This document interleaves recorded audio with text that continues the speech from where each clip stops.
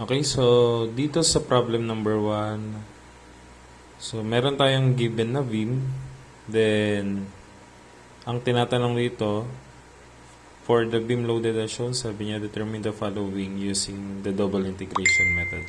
So, bago na tayo mag-solve ng mga rotation at deflection na tinutukoy niya dyan, so recall lang natin, so ito yung na-derived na formula from the flexure of the beam. So, y double prime is equal to moment over EI. Then, if you apply the cross multiplication, that becomes moment is equal to EI y double prime. So, if you integrate that moment, that becomes the rotation or theta. So, ito d squared y over dx squared, diba? So, yung dx mapupunta dito. The integral of m dx is equal to EI y prime. Okay? Then, if you integrate for the second time the moment, that becomes the deflection. Okay? So, that deflection is equal to EIY. Okay? So, yan yung concept natin. So, kaya siya tinawag na double integration method or DIM kasi dalawang beses tayo mag-integrate. So, for the first time, that is the rotation. Then, for the second time, that is the deflection. So, we have here the sign convention. So, dito kasi sa, natin, sa beam. So, for example, ito yung beam natin. We have here X and Y. So, para tayo nasa Cartesian plane, di ba? Then, kapag yung beam natin is pwede yung mag-deflect. Pag nag-deflect yan, the distance from the original, let's say sa point D, the distance from point D hanggang dun sa point na nag-deflect siya, yun yung tinatawag na, pag sinukat natin yun yung tinatawag natin na deflection sa D. Okay? So, dito sa mga support kasi natin, wala tayong deflection kasi nga, support yan. So, we always assume that the deflection there is 0. Okay? So, pwede rin magkaroon ng rotation ang beam natin. So, once na may nag-apply na load, so pwedeng mag-deflect yan pa ganun. So, from the original position, then nag-deflect siya pa ganyan. So, nag-rotate ng ilan? Nag-rotate siya ng clockwise, di ba? So, clockwise kasi mula dito sa original position, pwede siyang mag-rotate pa ganyan. So, ito yung sign convention natin. Pagka tumas yung beam, the deflection is positive. Tapos, pagka bumaba naman, the deflection is negative. Then, pagka nag-rotate yung natin, yung beam natin pa counterclockwise, so, that is positive. Okay? So, for example, ito yung original din, nag-rotate siya pa ganun or pa ganyan. So, that is counterclockwise. Then, negative naman siya kapag clockwise. So, mula dito, magro-rotate siya clockwise. So, for example, dito sa theta A natin, so, as you can see from this figure, masasabi natin na ang rotation niya dito ay negative kasi negative siya kasi clockwise. Okay? So, dito naman, pagdating sa point B, so, sasabihin natin magde-deflect siya pa ganyan. So, mula sa original, nag-deflect pa ganyan. So, ano yung natin dyan?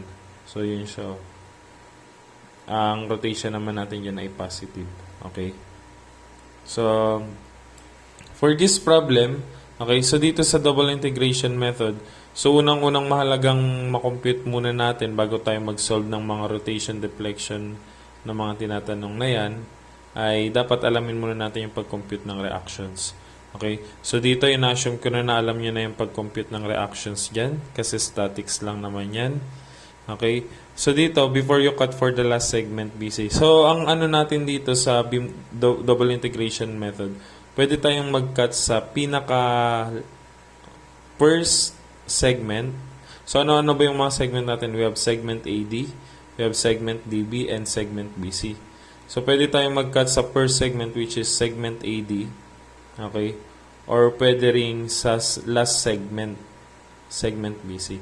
Okay, so pwede kayong mag-cut dito, you consider the right portion. Pwede ka rin naman kayong mag-consider dito sa left portion, pero you consider you cut here, then consider natin dito ay left. Dito pala pag nag-cut tayo dito, ang consider natin yung right. Okay? So, ang mangyayari kasi dyan, for example, ang pinili nyo yung per segment, yung ikakat nyo, so i-consider nyo to. So, pagka nag-cut ka kasi doon, kung ang i-consider natin ay yung right, so ang moment na magre-resist dyan dapat ay clockwise. So maglagay ka ng moment dito. Okay? Pero kung dito tayo sa last segment, i-consider natin yung left portion. So ang mangyayari dyan ay magkakaroon siya ng moment naman na pa-counterclockwise. Okay? So for example, yan yung problem. Okay, so ito, tatandaan niyo sa double integration method, meron tayo diyang law, yung tinatawag nating law of continuity, na dapat, for example, nagkatako dito sa last segment, yun yung pinili ko. So kung magkakatako dyan sa last segment, dapat ay continuous ang load. So ang nangyari kasi pag nagkatako dyan sa last segment, we have segment BC na last, mapuputol siya. Kaya ang kailangan natin gawin, so ito yung uniform load, i-continuous natin yan all throughout hanggang sa dulo ng beam. So, kung ano yung dinagdag mo ditong load, so dapat yun rin naman yung ibawas mo. Kung ito ay downward, so para ang mangyari wala ka lang dinagdag na load, ay kailangan magkaroon ka rin ng upward na uniform load with the same magnitude. So, kung 20 kN per meter yan, dapat 20 kN per meter din to, upward naman. Okay? So, dahil na-compute na yung RA at RB, so cut tayo dito sa last segment. So, hindi na natin makikita tong 50 kN. So, mula dito sa last segment hanggang dun sa point A, ang tatandaan niya lagi, from the leftmost or yung coordinate natin na 0, 0 sa Cartesian, hanggang makarating dito sa last segment, that is X. Okay? O kung dito naman kayo sa first segment nag-cut. So, mula dito naman sa pinakadulo ng right. So, mula dito hanggang dyan, that is distance x. Okay? So, dito naman, dahil dito tayo nag-cut, so this is distance x. Then, what is this distance? So, that is 2.5. So, if this is x and 2.5, this is x minus 2.5. So, kung ito ay 5, tapos ito ay x, ano naman tong distance na to? That is x minus 5. Okay? So, for example, yan na yung cutting plane natin. Then, pagka, sabi ko ulit, pag nag-cut tayo dito, merong magre-resist na moment pa counterclockwise. So, ganito yung magiging itsura niya. Pinutol ko na lang. Hindi ko na pinakita yung part dun para hindi mahaba yung pag-drawing natin. So, actually, meron niyang shear, meron ring moment yan. Okay, pero ang pinakita ko na lang ay yung moment na force, di ba? So, mag-summation of moment tayo mismo doon sa mismong cutting plane niya. Okay? So, pag nag-cut tayo dyan mismo sa mismong cutting plane niya, anong mangyayari? So, that is, ang assumption positive ko dito ay clockwise positive. Okay? Wala namang problema kung ang assumption positive niya ay counterclockwise. Since naka-equate naman yan sa 0, wala namang magiging problema. So, depende na yan sa inyo kung ano yung gusto nyo yung sign convention, kung positive ba clockwise o positive counterclockwise. So, dito yung assume kung positive ay clockwise. Dahil yung moment natin dito na magre-resist ay counterclockwise. Okay? Dahil counterclockwise yan, so that M is negative. Ayun, negative siya. So, negative M, tapos plus 35x. 35x, ito yun, 35. Magro-rotate naman siya ng clockwise mula dito. Dito tayo nagmo-moment sa cutting plane. So, that is 35 times x. So, that is positive kasi clockwise. Okay? Tapos, meron pa tayo dun minus 10.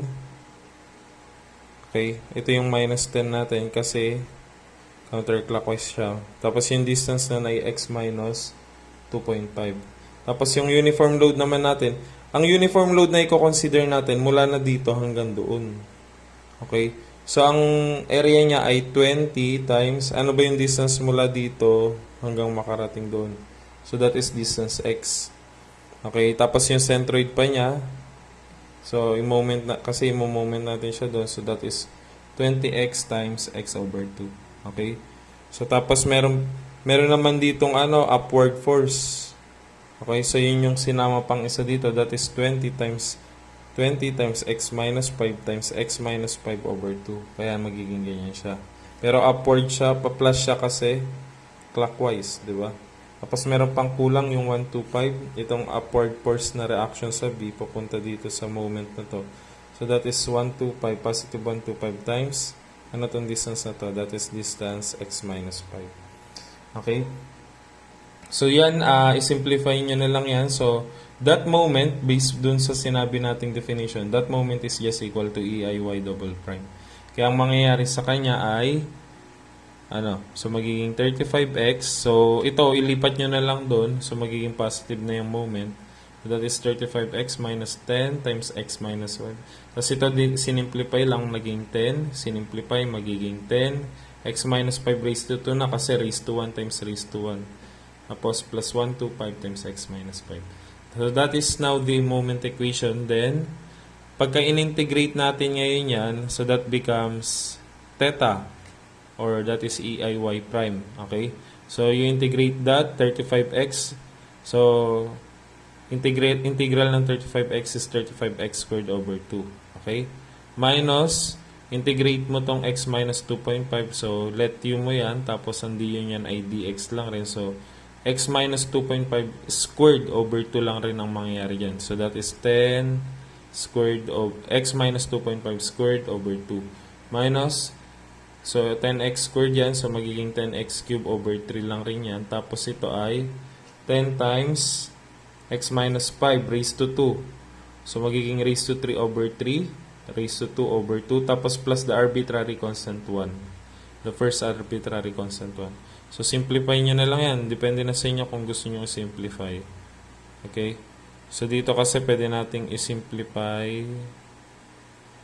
ito. Yung 10 over 2 naging 5. Okay? So, choice nyo na yan kung gusto nyo isimplify. Pero kung ayaw nyo isimplify, okay lang. Parehas lang rin naman yan. So, that becomes rotation equation. Yung nasisimplify natin. Then, integrate nyo ulit for the second time. Kaya siya double integration. So, raised to 2. Diba? X squared. Ano ba yung integral ng x squared? So, raised to 3 over 3. Okay? So, 35x cube over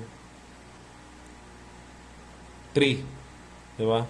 So, raised to 3 over 3. So, 2 times 3 magiging 6 na. Okay? By the way, i-recall lang natin na, baka kasi nakalimutan nyo. The integral of x raised to n is equal to x raised to n plus 1 over n plus 1 plus c. Ayun yung dahilan kung bakit yung mga, that's the reason why the 35x raised to 1, 1 plus 1 becomes 2 over 1 plus 1, 2, diba? So, similarly to this one, that is 35x squared.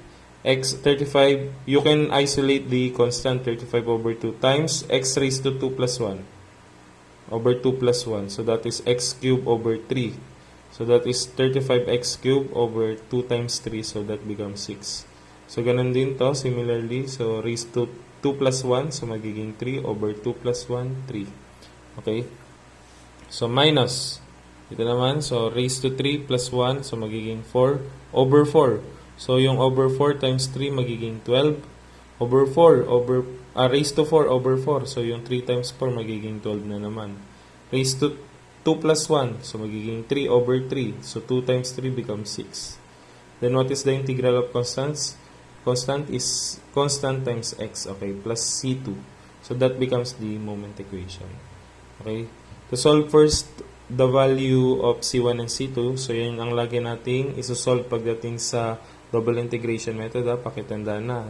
Masolve muna dapat natin yung C1 and C2 para yung value natin, para pag nag-solve tayo ng mga rotation at deflection, madali na kasi may value na tayo ng C1 and C2.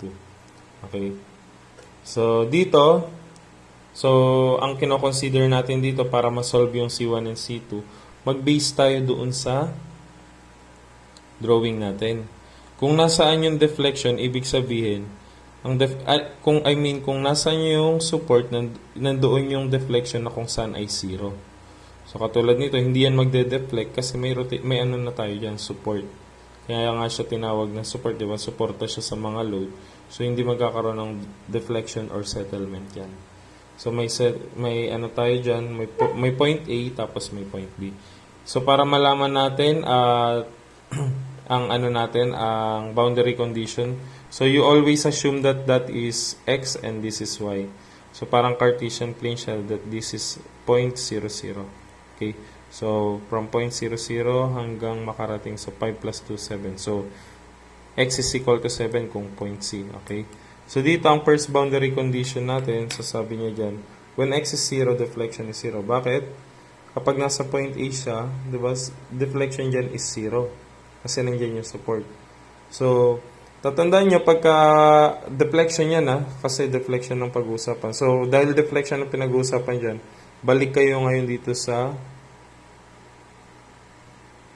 sorry, I think this should be deflection, not moment. Deflection equation, okay. Kasi yun yung moment equation, okay. So this becomes deflection. Tapos substitute nyo lang yung ano dyan, yung x. Tapos substitute nyo. By the way, bakit nga pala naging 0 to? Why does it becomes 0 minus 2.5? It should be negative 2.5, di ba? Okay. So we have to take note na ito yung isa sa rule natin sa double integration method. So if that is 0 minus 2.5, kapag nag-negative ang value, when the value becomes negative, you assume that that value becomes 0. Okay? So some of the books, they are using this kind of bracket, 0 minus 2.5. Because from the book of Pytel and Singer, when you use this notation, that means that when this value gives a negative value, you always assume that that is 0. Okay? So, pero tayo, we can use this open and close parenthesis na lang. Okay? Pero baka mamaya yung mga nagbabasa ng ibang book sa inyo, so may makita kayong ganito, ganun lang rin ang ibig sabihin nun. Pero tayo kasi ayaw na natin gamitin yan, yung open and close parenthesis na lang. So yan ang dahilan kung bakit yung 5 over 3 times 0, kasi 0 minus 2.5 becomes 0. Kaya kahit erase mo pa yan sa 3, same pa rin, di ba? Minus 10 over 12 times 0 raised to 4. Plus 10 over 12, 0 raised to 4. Bakit 0 na naman yun? 0 minus 5 becomes negative 5. Okay, take note again, pag nagbigay siya ng negative value, you always assume that that is 0. Okay, so yun yung dahilan kung bakit naging 0 raised to 4 yan, plus 1 to 5 over 6. 0 minus 5 na naman, kaya naging 0 to. Hindi ko na lang nilagay yung 0 minus 5, pero nilagay ko na lang yung 0 kasi you always, magiging assume na lang rin natin yan na 0 yung value niya. Okay. Plus C1 times 0 plus C2. Okay? So, diyan ay masasolve natin ang 0. Dahil puro 0 yan, yung deflection ay 0 din. So, ang C2 natin ay 0 na rin. Okay? For the second boundary condition, dahil nandito ang support natin at x is equal to 5, di ba? So, 0, 1, 2, 3, 4, 5 hanggang makarating ka dun sa 5. So, we can say that when x is equal to 5, the deflection is also equal to 0. So, deflection, balik na naman tayo dito sa equation na to. Tapos, substitute nyo lang yung value ng x dyan na 5. Okay? And I think wala namang magne-negative value dyan. Pero, may magbibigay ng 0 value yung 5 minus 5. Okay? So, C2 natin ay 0 na. Kaya, wala nang problema. Ayun, ito yung equation na ginamit natin. Okay? So, dahil C1 na lang ang unknown dyan and yung deflection natin dito ay 0, so you can solve now for the value of C1. Then that gives negative 36.46.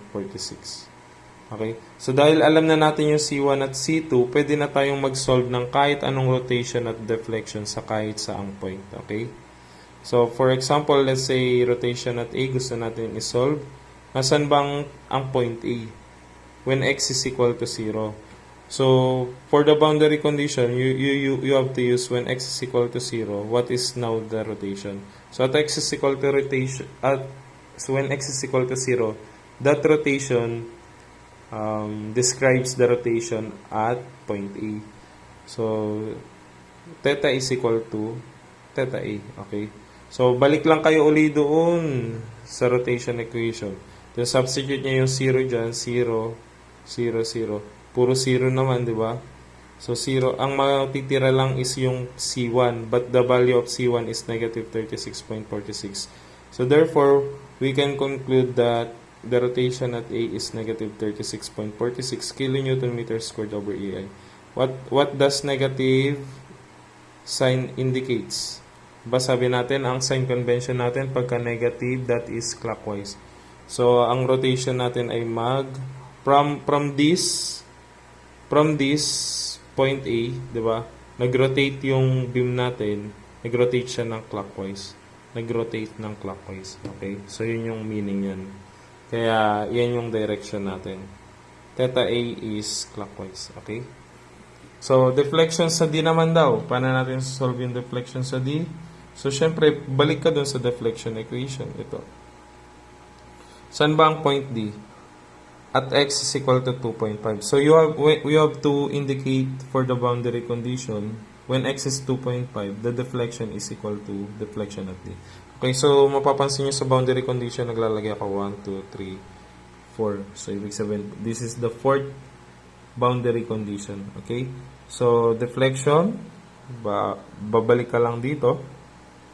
Deflection 35x cube over 6. Substitute mo yung x dyan na equal doon sa 2.5. So, 35 times 2.5 cube over 6. Diba? Yan, substitute nyo lang, substitute. Dahil 2.5 yan, so 0 na to, 2.5 minus 5, 0. Magbibigay ng negative value. Diba? Dahil magbibigay siya ng negative value, you assume that that value is equal to 0. Kagaya nga ng sinabi ko dito sa note natin. Okay, huwag niyong kakalimutan yan na pag nagbigay siya ng negative value, you always assume that that value is just equal to 0. So, ito rin, magbibigay rin to ng negative value, so you assume that that is 0. Okay? So, yan na yung deflection sa D natin, then rotation at D. Rotation at D, syempre, yung location pa rin ng D natin ay nasa 2.5, di ba? Pero, lagay natin sa boundary condition natin na yung theta niya ay magiging theta din na. So, dahil theta ang pinag-uusapan natin dyan, or rotation, so, you have to go back to rotation equation. So, 35x squared over 2. 35x squared over 2, but x is equal to 2.5. Then, substitute nyo lang lahat. Bakit naging minus 5 times 0 yun? O kasi 2.5 minus 2.5, di ba? Okay? So, pag mag-0 yung value niya, lagay nyo lang 0. Okay? Pero ito, nag-negative yung value niya, kaya niya nilagay yung 0. Bakit? 10 over 3 times 0 cube. Ito yun, no? 10 over 3 times. Ilagay nyo dyan yung 2.5 na value. 2.5 minus 5, magiging negative 2.5. So, dahil magiging negative ang value niya, so, you assume that that value is just equal to 0. So, mapapalabas niyo yung value ng theta din natin. Then, that gives a value of positive. So, we have here the deflection at D. Okay? So, for this problem, okay, rotation at C naman daw. So, ang rotation natin sa C ay ito. Ito yung point C natin. So, we have 5 plus 2, we have 7. Okay? So, when x is 7, the rotation is equal to rotation at point C. Okay? So, balik. So, dahil ganun lang naman kasimple, kung rotation ang pinag-uusapan, you go back to the equation of rotation. If deflection ang pinag-uusapan, punta ka naman doon sa formula ng equation para sa deflection. So, dito, rotation at C is located at x when x is equal to 7. So, balik ka lang dito sa rotation equation natin. Tapos, substitute lang natin dyan yung 7, 7, 7. So, 35 times 7 squared over 2. So, ganun ang nangyari dito. 35, 7 squared over 2. Hanggang sa may sulat nyo lahat ng value dyan. Okay, then yung theta C natin, ang lalabas na value ng theta C ay negative 146.88 kilonewton meters squared over AI. Okay, so itong maximum deflection, saka na natin ito pag-usapan. Sa example number 2 natin, dun natin ipaliwanag na lang ng mas broad ang discussion about maximum deflection. Kasi medyo marami-rami na rin yung tinatanong dyan. So, itong letter E na tinatanong na maximum deflection at span AB is saka na lang. Okay? So, doon na lang sa example problem number 2 natin i-sample. Okay? So, dyan lang nagtatapos ang ano natin. So,